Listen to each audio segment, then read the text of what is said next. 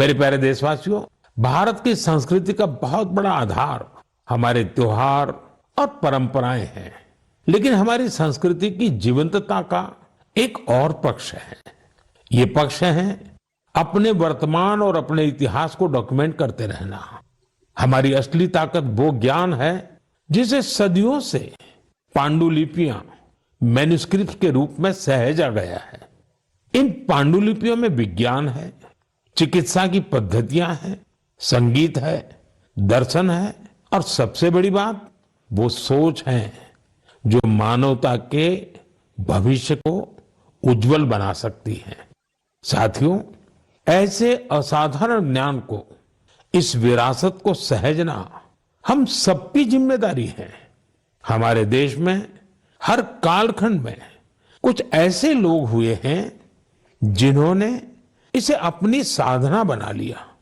ऐसे ही एक प्रेरणादायक व्यक्तित्व है मणि मारन जी, जो तमिलनाडु के तंजावुर से हैं। उन्हें लगा कि अगर आज की पीढ़ी तमिल पांडुलिपियां पढ़ना नहीं सीखेगी तो आने वाले समय में ये अनमोल धरोहर खो जाएगी। इसलिए उन्होंने शाम को कक्षाएं शुरू की, जहां छात्र, नौकरी पेशा युवा, रिसर्चर सब यहां आकर के सीखने लगे। मणि मारन जी ने लोगों को सिखाया कि तमिल सुवड़ियल यानी पाम लीफ मैन्युस्क्रिप्ट को पढ़ने और समझने की विधि क्या होती है। आज अनेकों प्रयासों से कई छात्र इस विधा में पारंगत हो चुके हैं। कुछ स्टूडेंट्स ने तो इन पांडुलिपियों के आधार पर ट्रेडिशनल मेडिसिन सिस्टम पर रिसर्च भी शुरू कर दी है। साथियों, सोचिए, अगर ऐसा प्रयास देश भर में हो तो हमारा पुरातन ज्ञान केवल दीवारों में बंद नहीं रहेगा, वो नई पीढ़ी की चेतना का हिस्सा बन जाएगा। इसी सोच से प्रेरित होकर भारत सरकार ने इस वर्ष के बजट में एक ऐतिहासिक पहल की घोषणा की है, ज्ञान भारतम मिशन। इस मिशन के तहत प्राचीन पांडुलिपियों को डिजिटाइज किया जाएगा। फिर एक नेशनल डिजिटल रिपोजिटरी बनाई जाएगी, जहां दुनिया भर के विद्यार्थी, शोधकर्ता भारत की ज्ञान परंपरा से जुड़ सकेंगे। मेरा भी आप सबसे आग्रह है, अगर आप किसी ऐसे प्रयास से जुड़े हैं या जुड़ना चाहते हैं तो माय गॉव या संस्कृति मंत्रालय से जरूर संपर्क कीजिएगा, क्योंकि यह केवल पांडुलिपियां नहीं है, यह भारत की आत्मा के वो अध्याय हैं जिन्हें हमें आने वाली पीढ़ियों को पढ़ाना है। मेरे प्यारे देशवासियों, अगर आपसे पूछा जाए कि आपके आसपास कितनी तरह के पक्षी हैं, चिड़िया है, तो आप क्या कहेंगे? शायद यही कि मुझे तो रोज 5-6 पक्षी दिख ही जाते हैं या चिड़िया दिख ही जाती है। कुछ जानी पहचानी होती है, कोई अनजानी, लेकिन ये जानना बहुत दिलचस्प होता है कि हमारे आसपास पक्षियों की कौन कौन सी प्रजातियां रहती हैं। हाल ही में एक ऐसा ही शानदार प्रयास हुआ है। जगह है असम का काजीरंगा नेशनल पार्क। वैसे तो ये इलाका अपने राइनोज, गैंडों के लिए मशहूर है, लेकिन इस बार चर्चा का विषय बना है यहाँ के घास के मैदान और उनमें रहने वाली चिड़िया। यहाँ पहली बार ग्रासलैंड बर्ड सेंसस हुआ है।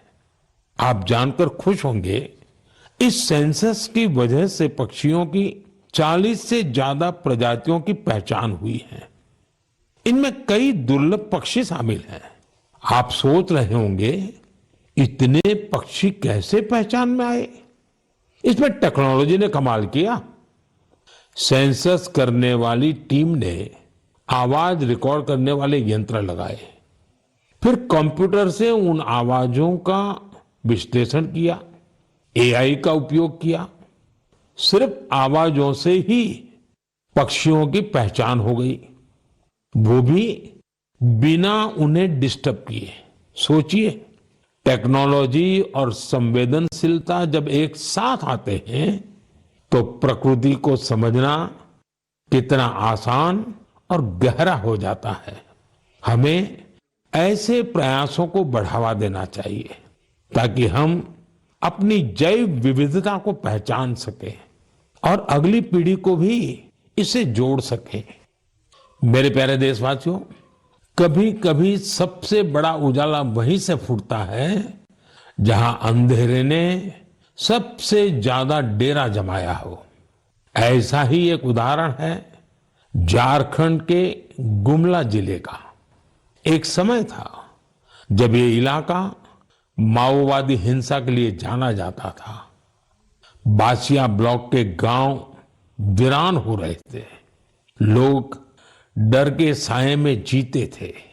रोजगार की कोई संभावना नजर नहीं आती थी। जमीनें खाली पड़ी थी और नौजवान पलायन कर रहे थे। लेकिन फिर बदलाव की एक बहुत ही शांत और धैर्य से भरी हुई शुरुआत हुई। ओम प्रकाश साहू जी नाम के एक युवक ने हिंसा का रास्ता छोड़ दिया। उन्होंने मछली पालन शुरू किया। फिर अपने जैसे कई साथियों को भी इसके लिए प्रेरित किया। उनके इस प्रयास का असर भी हुआ। जो पहले बंदूक थामे हुए थे, अब मछली पकड़ने वाला जाल थाम चुके हैं। साथियों, ओम प्रकाश साहू जी की शुरुआत आसान नहीं थी। विरोध हुआ, धमकियां मिली, लेकिन हौसला नहीं टूटा। जब प्रधानमंत्री मत्स्य संपदा योजना आई तो उन्हें नई ताकत मिली। सरकार से ट्रेनिंग मिली, तालाब बनाने में मदद मिली और देखते देखते गुमला में मत्स्य क्रांति का सूत्रपात हो गया।